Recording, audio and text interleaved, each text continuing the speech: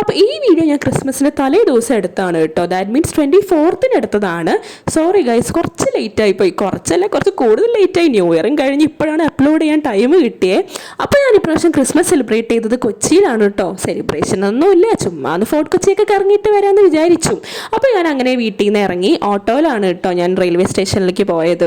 അപ്പോൾ എൻ്റെ വീട്ടിൽ നിന്ന് ഒരു 45 മിനിറ്റ്സ് ഡിസ്റ്റൻസ് ഉണ്ട് കേട്ടോ റെയിൽവേ സ്റ്റേഷനിലേക്ക്. അങ്ങനെ റെയിൽവേ സ്റ്റേഷനിലൊക്കെ എത്തി. നേരത്തെ ടിക്കറ്റൊക്കെ ബുക്ക് ചെയ്തിട്ടുണ്ടായിരുന്നു. പിന്നെ അങ്ങനെ ട്രെയിനിലൊക്കെ കയറിയിരുന്നു. ആദ്യമൊന്നും ആരും ഉണ്ടായിരുന്നില്ല അടുത്ത്. പിന്നെ സീറ്റ് എല്ലാം ഫുള്ളായി.